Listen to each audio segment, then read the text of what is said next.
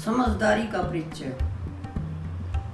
एक बार एक गांव में पति पत्नी तथा उनका छोटा सा बेटा रहते थे।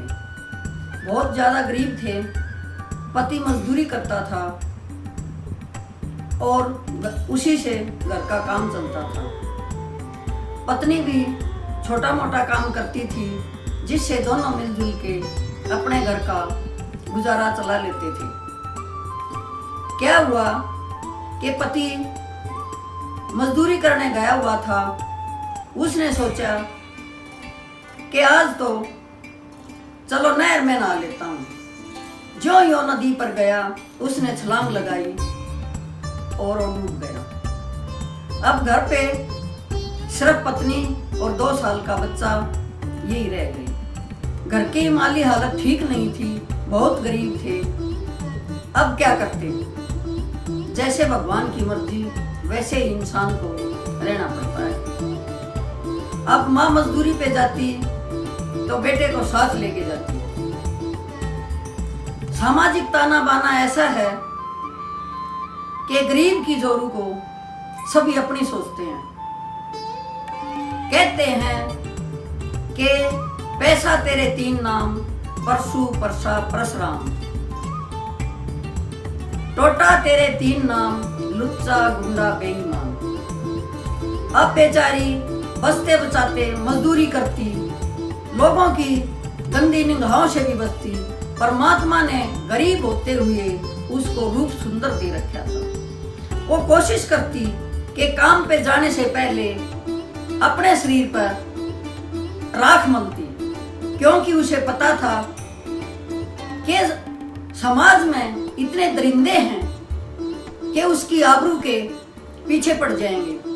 परंतु फिर भी ऐसा होने से नहीं रहता, क्योंकि बच्चा छोटा था, घर में गरीबी थी और माँ मजदूर थी।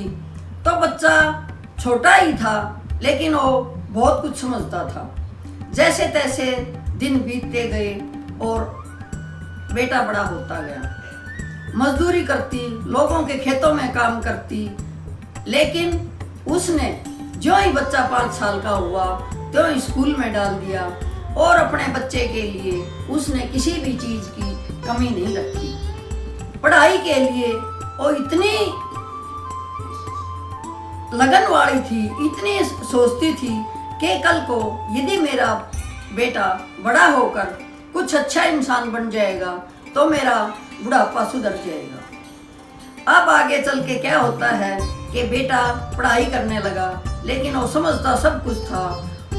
मन ही मन अपने आप को कोसता था कि यदि मैं बड़ा हुआ तो इन सब को देख लूंगा जो मेरी माँ को तंग करते हैं, और मैं बड़ा होकर एक ऐसा अच्छा इंसान बनूंगा ताकि मेरे अंदर कोई भी बुराई ना हो।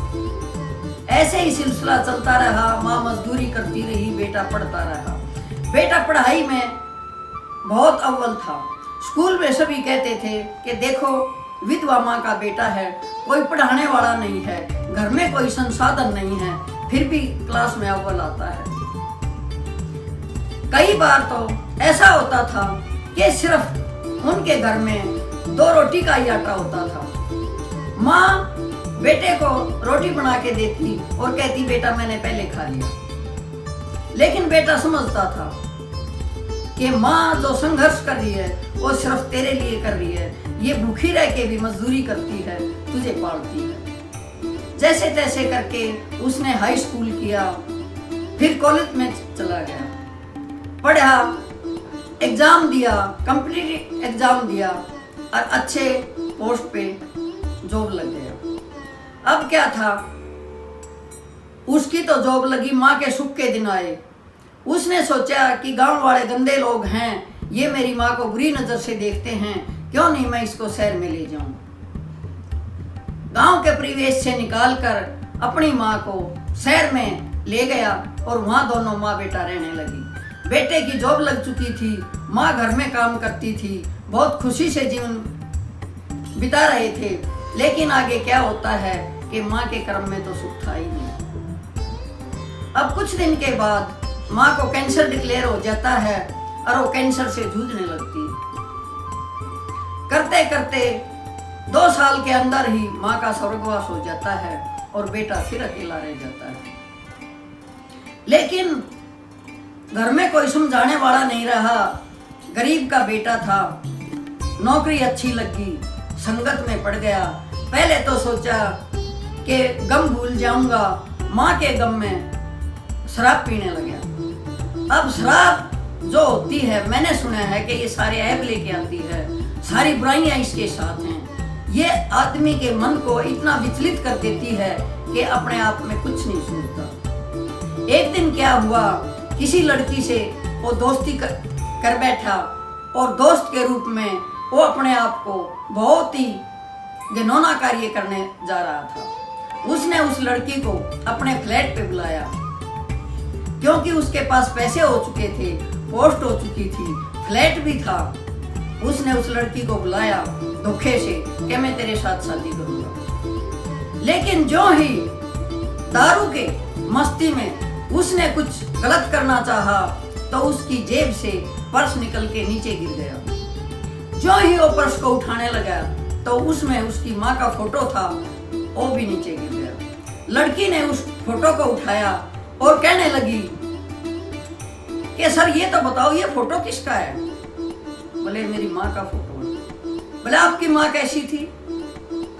उसने अपना बचपन का हाल सुनाना शुरू किया कि मेरी माँ को लोग बुरी नजरों से देखते थे और मुझे बहुत गुस्सा आता था। लड़की समझदार थी, पढ़ी लिखी थी।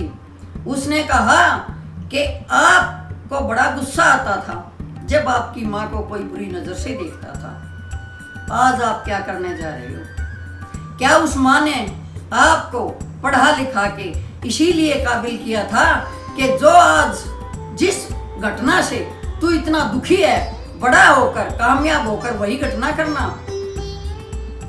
अब उसका दिमाग में ऐसा झंझनाट उठा है, ऐसी अकल आई कि उसने उस देवी के सामने हाथ जोड़ लिए कि हे देवी, तू ही मेरी गुरु है, तू ही मेरा सब कुछ है। जब तू कहेगी मैं तेरे साथ शादी रचाऊंगा और तेरे को पत्नी के रूप में स्वीकार करूंगा और तेरे साथ घर बसाऊंगा। और उस लड़की को बाइज्जत उसके घर छोड़ देता है। सजनों, यदि हम किसी के साथ बुरा करते हैं तो पहले उस स्थान पे अपने आप को खड़ा करके देखो, नहीं तो ये समाज ऐसे ही बर्बाद होता रहेगा। हमने पहले अपने आप को देखना चाहिए कि हम क्या थे, कहाँ हैं। हमारी भी माँ बहनें हैं, हमारी बहनों के साथ यदि कोई गलत करता है तो हमें कितना दुख होता है। हमारी माँ की तरफ अगर कोई आंख उठा के देखता है तो हमें कितना दुख होता है। ये समाज के लिए आज के समाज के लिए, खासकर आज की नौजवान जनरेशन के लिए एक शिक्षा है कि घर से बाहर निकलो तो किसी को बुरी नजर से मत देखो, किसी की जिंदगी बर्बाद करने की मत सोचो। यही मैं शिक्षा देना चाहती हूँ इस एक लेख के माध्यम से। जय हिंद।